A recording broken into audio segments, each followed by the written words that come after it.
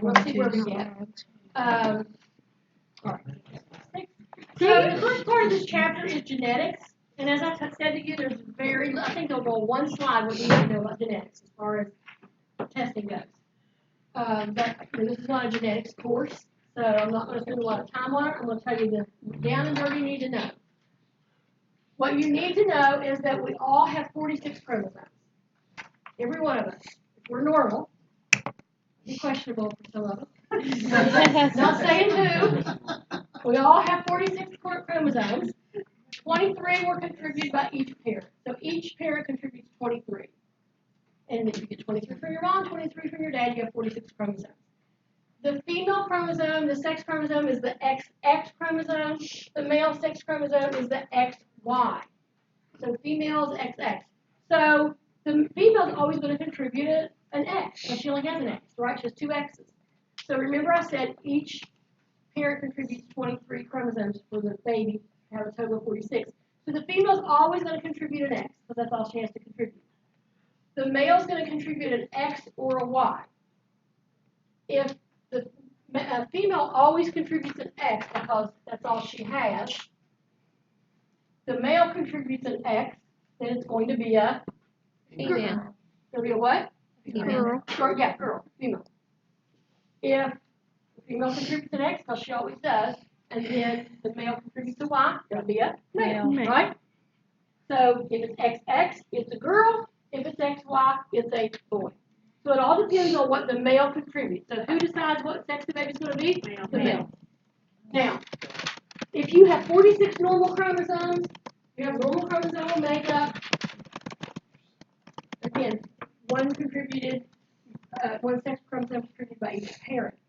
So you need to know, remember that the XX is going to be a female, the XY is going to be a male. And it's going to be determined by the male what the sex of the baby is.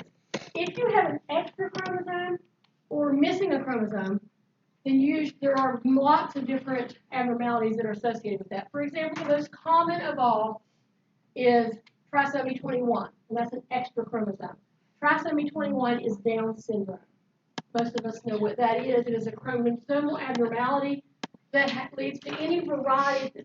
Down syndrome is like a continuum. You can have babies that are actually fairly healthy and do fairly well to babies that are profoundly delayed. Usually you see a lot of cardiac anomalies with Down syndrome. You see developmental issues, feeding problems, and Down syndrome children have a specific look about them as well. Sometimes they have what we call a big nuchal fold, like a big fat pad on the back of their neck. Sometimes they'll just see that on ultrasound and suspect. The main way that we diagnose a chromosomal abnormality is by doing amniocentesis. And that means we draw some amniotic fluid from the mom during pregnancy, and we look at the chromosome makeup. And that tells us absolutely with certainty if the chromosomes are normal. And it also would tell us, of course, if it's a boy or girl, because it's going to tell us about the chromosomal makeup. So the report might come back saying, this pregnancy is a 46XY normal chromosomal makeup with a normal healthy boy. So that would be the report that you would get. Trisomy 18 is another one called Edwards syndrome that has renal issues and some other things. There are all kinds of trisomies. I can't even mention them all. Some of them are incompatible with life. So a lot of early miscarriages that women have and don't ever know why, a lot of them are chromosomal abnormalities that are not compatible with life. So that's very common. The older the parents are at conception, the more likely a chromosome may be damaged because we just think of the effect of time on eggs, particularly. It's more an issue with the woman's It's more an issue with males than it is, or females than it is males. So it's more of an issue for women than it is men because our eggs, we have all the eggs we're ever going to have at birth, right?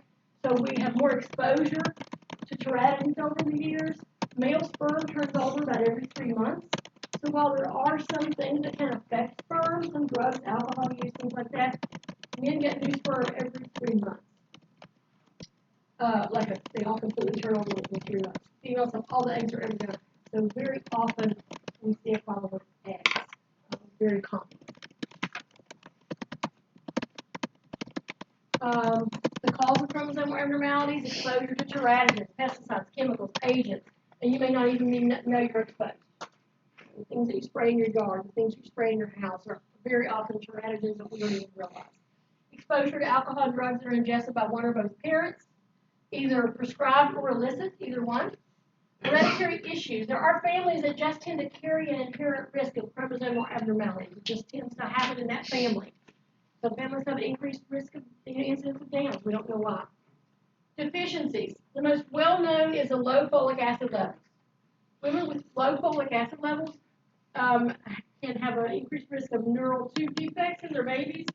Neural tube defects are things like spina bifida, cleft lip and palate, considered a neural tube defect.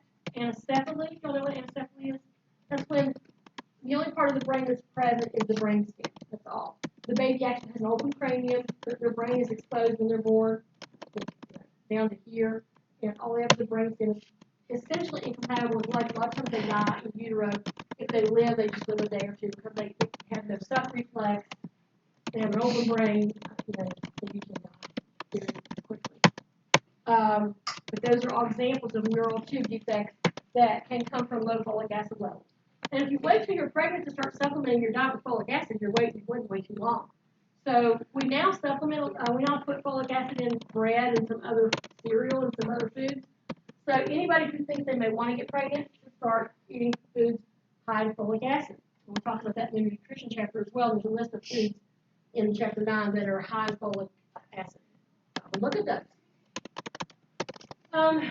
Age is probably the biggest thing that we think of in terms of chromosomal abnormalities, especially of the woman, like for the reason I just said. It's well documented that eggs age and the incidence of chromosomal problems increase.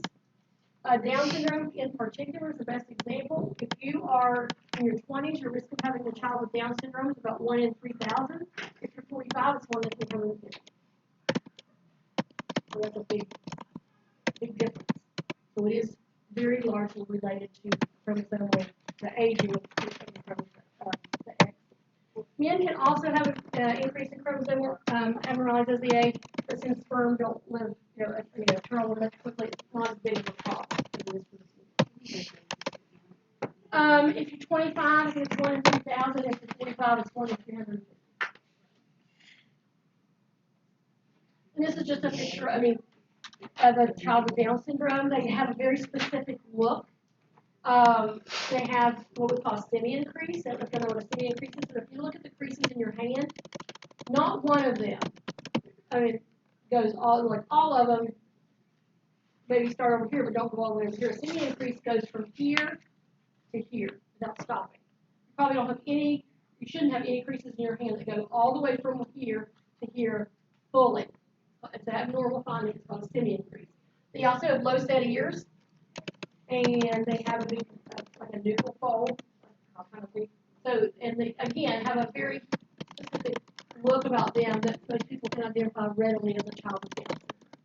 They're the sweetest, most loving children you ever want to meet. I have a niece with Down syndrome who's 2, and she's the sweetest kid ever. Most parents say it's the biggest blessing that they ever had in their life because they're the sweetest, most wonderful kids.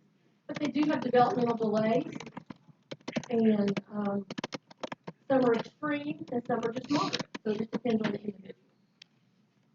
Okay, so that's it. That's all we're going to say about genetics. So we're going to move on. Again, we talked about conception, but we're going to talk about some definitions of pregnancy here. So as you know, we've already talked about this. The union of the egg and sperm marks the beginning of pregnancy. From the time that the sperm is deposited in the vagina, it takes about 4 to 6 hours for it to reach the egg 20 times. Has to swim all that time. So remember I said 2/3 of pregnancy occurs in the upper 2 to 3, outer 2/3 of the fallopian tube. So after the egg and the sperm meet, immediately the cells start doubling, tripling, they start multiplying. Every day they double. So there's 1 cell 2, then there's 4, then there's 8, 16, 32, and so on. And as those cells are doubling, that group of cells moves down towards the uterus rather, and implant in the uterus. Implantation is required for a pregnancy to be viable. So about 8 to 14 days after conception, that group of cells makes it down to the uterus and implants into the uterine wall. And occasionally women will have spotting about the time the implantation. It's about the time their period would occur anyway, so they'll have some spotting and think they're not pregnant, and actually they are. It's implantation bleed spotting. But that makes a pregnancy viable, is when it implants in that uterine wall. The sperm and the egg uniting, yes, it's conception, but it's not a viable pregnancy until it gets into the uterine wall. Implantation. Okay, so what about multi-fetal gestation? Twins, triplets, quadruplets, whatever the case may be. So let's just make it simple and talk about twins. There's fraternal twins and there's identical twins. It's important to remember that fraternal twins are just two babies that happen to occupy the uterus at the same time. They're no different than your sister that's 2 years younger than you or 2 years older than you, or your brother that's 2 years younger than you or older than you. You just happen to grow at the same time. So fraternal twins can be male, male, male, female, female, female. I mean, any combination. Fraternal twins basically means the woman released 2 eggs in 1 month and 2 different sperm fertilizers. So just a fluke of nature that more than 1 egg got released and more than 1 sperm fertilized each one. That's fraternal twins, right? They're no more related than normal siblings. They always have 2 placentas, 2 chorionic membranes, 2 amniotic membranes, and the placentas might be fused together, but there's always 2 of them. So it's 2 completely separate pregnancies. Basically, they're occurring in the uterus at the same time. Same sex, different sex. So 2 chorion, 2 amnion means they're in their own amniotic sac, their own bag of water. So they really can't touch each other if they're in their own sac. That's fraternal. On the other hand, identical twins happens when 1 fertilized egg splits in 2 and becomes 2 individual unique pregnancies. So yes, cells normally do divide, but in this case, they subdivide and become 2 instead of just continuing to divide as 1. So the question is, when does it split into 2? So identical twins have the same genotype. They're always going to be the same sex.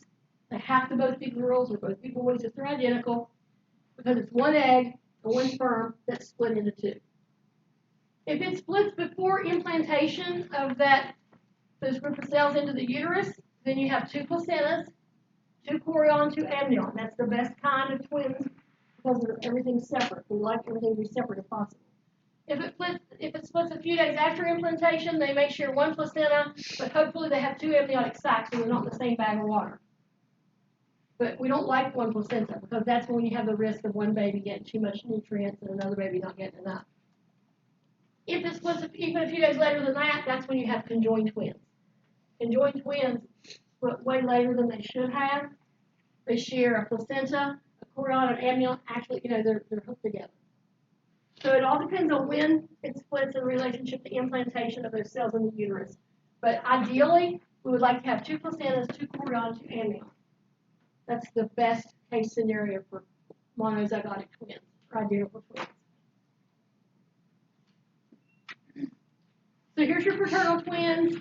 1 egg, 1 sperm, 1 egg, 1 sperm.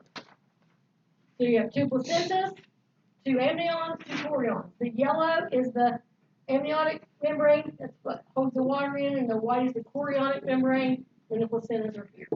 And the babies have their own unique, separate everything. That's fraternal twins.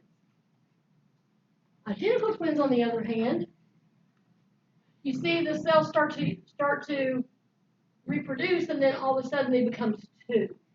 And here it shows the 3 different possibilities. Over here, you've got twins that are with separate placentas. These are identical because it started out as 1 egg.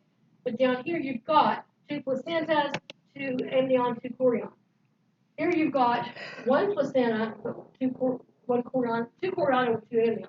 Here you've got conjoined twins that are 1. It's like 1 baby almost. It's fused together still. 2 babies that are fused together as 1. 1 amnion, 1 placenta, 1 everything. What we worry about with 1 placenta is, again, that there's not enough nutrients for 2. So we would much prefer there to be 2 placentas. Okay, so a pregnancy lasts 40 weeks. when we're calculating that 40 weeks, you got to remember that when we calculate pregnancy, we calculate it from the LMP or first day of the last menstrual period. First thing when you get pregnant, they ask you is what's the first day of your last period. You get asked that 1,000 times when you're pregnant. What's your LMP? What's your LMP? That's what we time it from. We don't know when you got pregnant. You may think you know when you got pregnant, and the problem is many women have an objective reason for needing to tell you the day they got pregnant. I'm not going to say more than that, but a lot of times women will say, I know I got pregnant this day. And usually that's not correct. So we need an objective day to time pregnancy from. So we use the last menstrual period. So when we calculate that 40 weeks, the first 2 weeks you're not pregnant. We calculate pregnancy from your LMP. So from the first day of your last period until you ovulate, that's about 2 weeks, right? And then you ovulate, you conceive, then there's about 2 more weeks, approximately, give or take a few days, until you would have started your period. So technically speaking, when you're 5 weeks pregnant, you're really only 3 weeks actually pregnant since conception. Does that make sense? Does everybody understand that? Follow me? I know that can be confusing. But remember that the time of pregnancy, it lasts 40 weeks, but the first 2 weeks are from your period to the actual ovulation day. And then you conceive. So technically speaking, a baby's only growing inside for 38 weeks. But we call a pregnancy 40-week pregnancy. There are 3 trimesters in a pregnancy. They're like bookends. You need to remember this. It's gonna, as we talk about it, you're gonna need to know. First trimester is 12. Second trimester is 16 weeks. Third trimester is 12. 12, 16, 12. For a total of 40 weeks. So weeks 1 through 11 for the first trimester, 12 to 27 for the second, 28 to 40 for the third. But 12, 16, 12. 4 trimesters. Okay. So as I said, it talks about computing LMP, ovulation included. So now, how do we figure out when your due date is? So if you tell me when your LMP is, I can tell you when your due date is. And that's called Naegele's rule. And I don't have time to discuss it. I usually don't anyway, but I'm going to tell you to look it up on page 167. You will need to know how to calculate Naegele's rule. Basically, it's adding 3 months, subtracting 7 days. It's very easy. But I'll probably give you a date and say this patient's LMP is on this date. Tell me what her due date is. It's called Naegele's rule. So we cheat, and OB we have these little wheels that we look at. We look at the LMP and turn the little wheel, and it tells us the due date.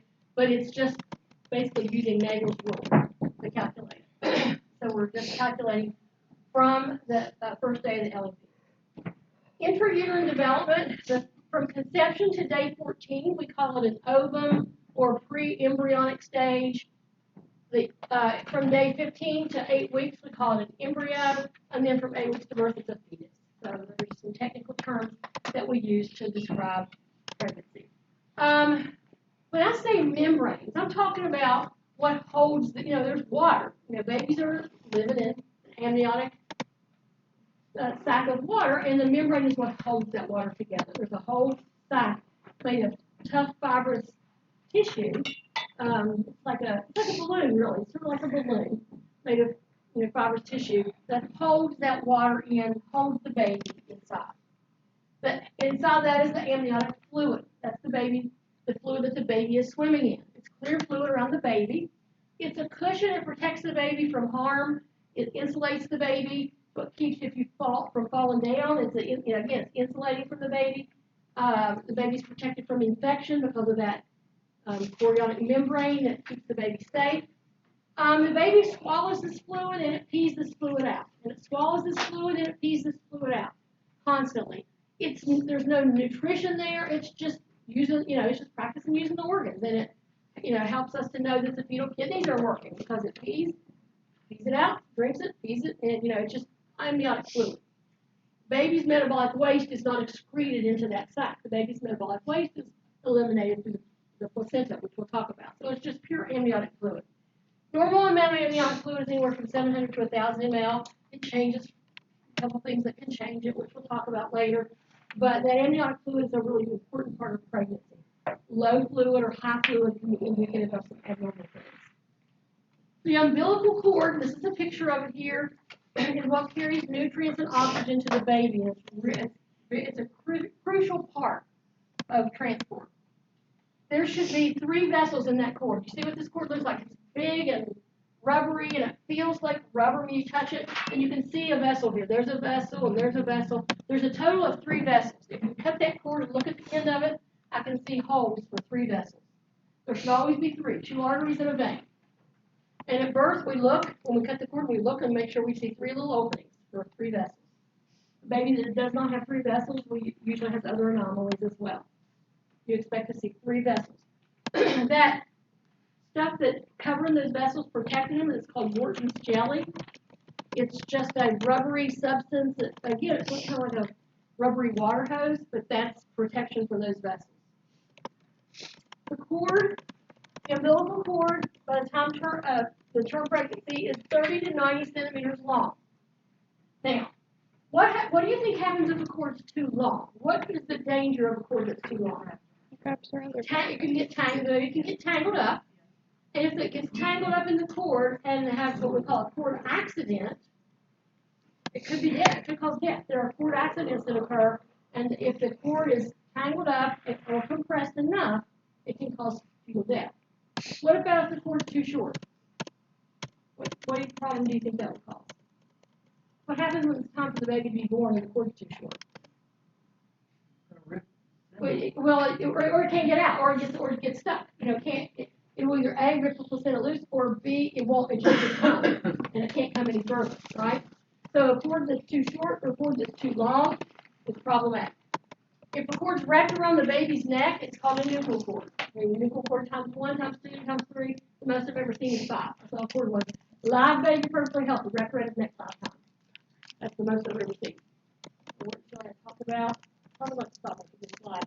The placenta is the organ that takes care of everything. It's the most important organ in a pregnancy. It forms an implantation, and this is the vessels that communicate between mom and baby, and it provides, this is the placenta, this is the fetal side. So if I'm the baby and I'm inside the uterus, this is what I'm looking at, and this piece of cord is attached to my umbilicus here. The back side is attached to the mom's uterus, right? This side, see all the vessels? The placenta is nothing but a mass of blood vessels. Vessels, vessels, vessels. If those vessels are not working correctly, then you got a problem. They can calcify. There's things that can cause them to calcify. If they calcify, that's that much placenta that doesn't function. Let's say you smoke. Smoking is one of the biggest things that causes calcification. You might have this whole chunk of placenta be calcified or be white looking, and then you may not have enough functioning placenta left to circulate blood to the baby. But the mom, what happens is this. Let me just say this real quick, and I'll have to record the rest of this, and I'll repeat this. But this is very important. So you got that placenta, and in the middle there, there's a layer. Here's the mom. Her uterus provides blood that goes into her side of the placenta. Here's the baby. And the baby has blood coming from the umbilical cord into these vessels, and it goes into the placenta, and the mom should come from the other side, and it comes right here, and it stops. There's a membrane right here in the middle. Mom, baby. There's this membrane right here. Nothing can move through that membrane except for oxygen from the mom to the baby, CO2 from the baby to the mom, glucose from the mom to the baby, metabolic waste from the baby to the mom. Blood can't get through. Blood does not mix. It's like it looks at each other, but it can't mix. So like if you go to a prison and you see somebody in the glass and you visit them, you can see each other, you can touch each other, but you can't get past that. So there's that membrane that only lets through oxygen, CO2, glucose, nutrients, metabolic waste. Everything else stays right here. Blood cannot get through. So the mom has her own blood, baby has his own blood. They may not even be the same type. So we'll stop right there. I'll try to talk more about that. I'll record this and pick up from here. I'll try to do it tonight. And I'll post that, and then